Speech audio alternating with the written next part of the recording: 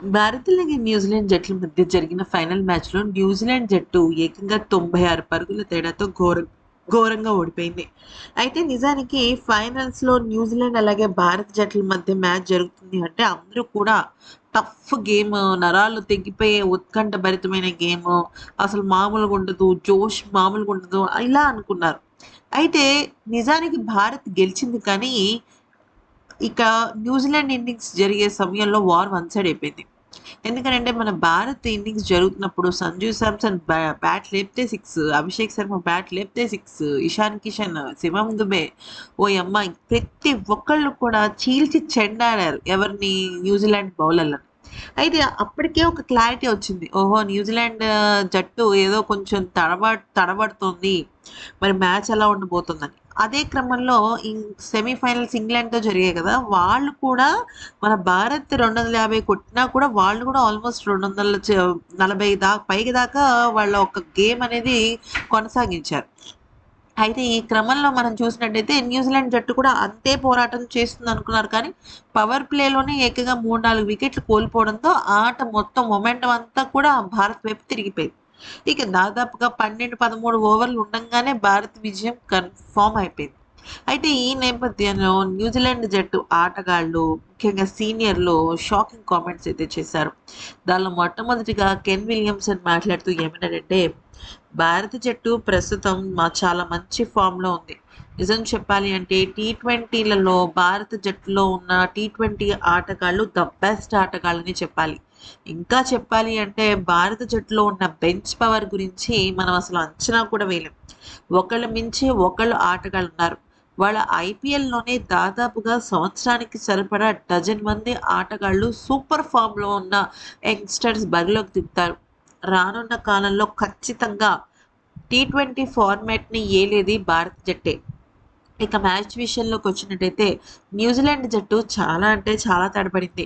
నిజం చెప్పాలి అంటే వాళ్ళు ఫైనల్స్‌కి వచ్చారు అంటే కూడా వాళ్ళు ఒక రకంగా లక్‌తో వచ్చినట్టే అనిపించింది. ఎందుకనంటే సౌత్ ఆఫ్రికా అలాగే ఇంగ్లాండ్ జట్లు చాలా బాగా ఆడాయి.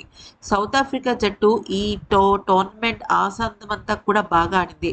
కానీ న్యూజిలాండ్‌తో జరిగిన సెమీఫైనల్స్‌లో మాత్రం వాళ్ళు అంతగా పెర్ఫార్మ్ చేయలేని కారణంగా ఆ రోజు వాళ్ళకి లక్ కలిసొచ్చి న్యూజిలాండ్ జట్టు ఫైనల్స్‌కి వచ్చింది. న్యూజిలాండ్ జట్టు అన్ని విభాగాల్లో బాగా మెరుగవ్వాలి. అయితే వాళ్ళు భారత జట్టు విషయంలో ఎక్కడో కొద్దిగా భయం, బెరుకు చూపిస్తున్నారు.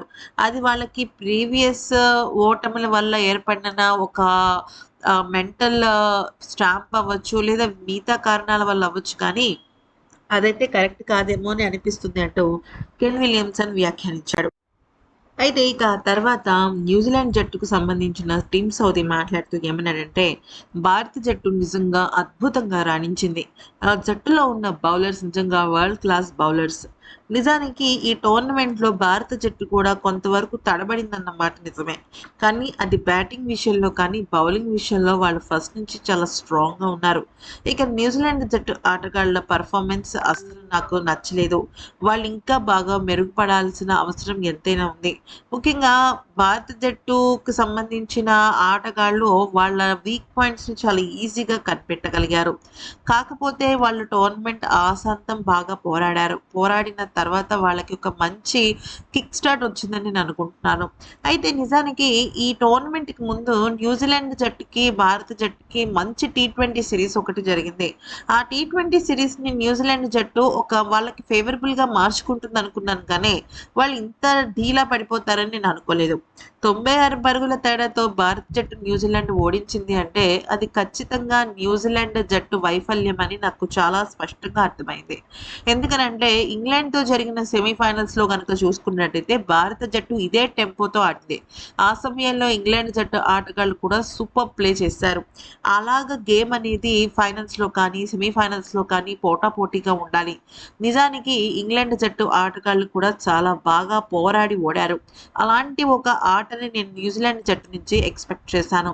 కానీ అటువంటి గేమ్ ప్లే అస్సలంటే అస్సలు వాళ్ళు చూపించలేదు. ఇదెందుకో నాకు న్యూజిలాండ్ జట్టు ఆట వైఫల్యం చాలా స్పష్టంగా కనిపిస్తుంది. ఇదసలు కరెక్ట్ కాదు అంటూ చెప్పుకొచ్చాడు. ఇక ఆ తర్వాత బ్రెండన్ మెక్‌లమ్ వ్యాఖ్యానిస్తూ ఏమన్నాడంటే, ఫస్ట్ ఆఫ్ ఆల్ నేను భారత జట్టులో ఉన్న జస్ప్రీత్ బుమ్రాకి టోటల్ క్రెడిట్ ఇవ్వాలనుకుంటున్నాను. What a bowling! నిజంగా చెప్పాలి అంటే అతని లాంటి బౌలింగ్ నిజంగా ద నెక్స్ట్ లెవెల్ గేమ్ అనే చెప్పొచ్చు. తను ఒక అద్భుతమైన ఆటగాడు. తనకి నిజంగా ఎన్ని రకాల అవార్డులు ఇచ్చినా కూడా సరిపడదు. మా న్యూజిలాండ్ బ్యాట్స్మెన్స్‌నే కాదు, తను ఆడుతున్న తీరు, తను వేస్తున్న బౌలింగ్, తన ఒక యాటిట్యూడ్, తన బౌలింగ్ స్ట్రాటజీస్ ప్రతి ఒక్కటి కూడా వెరీ వెరీ ఇంప్రెసివ్‌గా ఉన్నాయి. నిజానికి బుమ్రా లాంటి బౌలర్ దొరకడం భారత జట్టు చేసుకున్న అదృష్టం.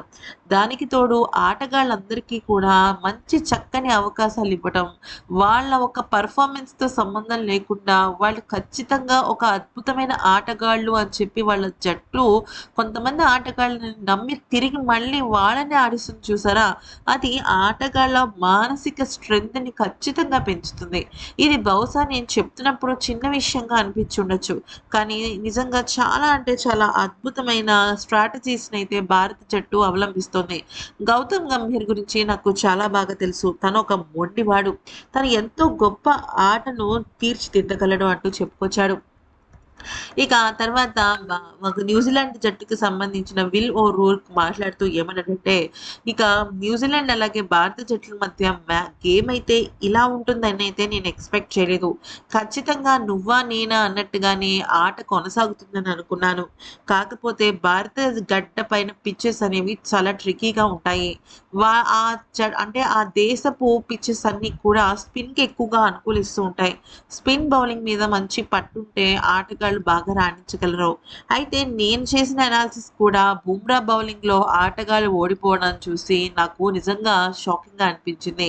బుమ్రా ఒక ఫాస్ట్ బౌలర్. అతని బౌలింగ్‌ని ఆటగాళ్ళు ఎదుర్కోలేకపోయారు అంటే ఖచ్చితంగా అక్కడ ప్రాబ్లమ్ పిచ్‌తో కాదు. బౌలర్స్ చాలా చాకచక్యంగా ఉన్నారని అర్థమైంది. నేనైతే ఇది ఆల్ రౌండ్ ప్రదర్శన అని చెప్తాను. వాట్ ఏ గేమ్ అని అనుకుంటాను. నిజానికి భారత జట్టు ఈ కప్పు తీసుకోవటానికి అన్ని విధాల అర్హత కలిగిన జట్టు. ఇక భారత జట్టు కాకుండా ద మోస్ట్ ఫేవరెట్ జట్టు నాకేదైనా ఉంది అంటే అది సౌత్ ఆఫ్రికా అనిపించింది. ఎందుకంటే ఆ జట్టు ఆటగాళ్ళు కూడా చాలా బాగా పోరాడారు. ఇన్‌ఫాక్ట్ ఒకానొక దశలో భారత్‌ని ఓడించగలిగే సత్తా సౌత్ ఆఫ్రికాకు ఉందేమో అని నాకనిపించింది. కానీ న్యూజిలాండ్ జట్టు ఆటగాళ్ళు కూడా ఇంకాస్త ఫోకస్డ్‌గా, స్ట్రాటజికల్‌గా, టెక్నికల్‌గా ఆడి ఉండుంటే మేబీ గెలిచి ఉండేవాళ్ళేమో అని కూడా అనిపించింది. ఎక్కడో ఏదో లోపం జరిగిందని నేను అనుకుంటున్నాను. కానీ బెటర్ పెర్ఫార్మన్స్‌తో న్యూజిలాండ్ మళ్ళీ కమ్‌బ్యాక్ ఇవ్వాలని నేను మనస్ఫూర్తిగా కోరుకుంటున్నాను అంటూ చెప్పడం జరిగింది. అయితే న్యూజిలాండ్‌కి సంబంధించిన మాజీలు వాళ్ళు ఎలా ఉన్నారంటే, ఖచ్చితంగా న్యూజిలాండ్ వైఫల్యమే ఈ ఓటమికి కారణమైందని, మరోవైపు భారత జట్టు కూడా చాలా అద్భుతంగా ఆడి ఈ యొక్క సిరీస్‌ని సొంతం చేసుకుందని, ఇది 100% ఈ కప్, ట్రోఫీ అనేది భారత జట్టు సంపద అంటూ పేర్కోవడం జరిగిందనమాట. సో, విన్నారు కదా ఫ్రెండ్స్. ఈ వీడియో గనుక నచ్చినట్టయితే లైక్ చేసి సబ్స్క్రైబ్ చేసుకోండి. మీరేమనుకుంటున్నారు మన భారత జట్టు గెలుపు గురించి అనేది మాకు కామెంట్ సెక్షన్‌లో చెప్పండి. Thanks for watching.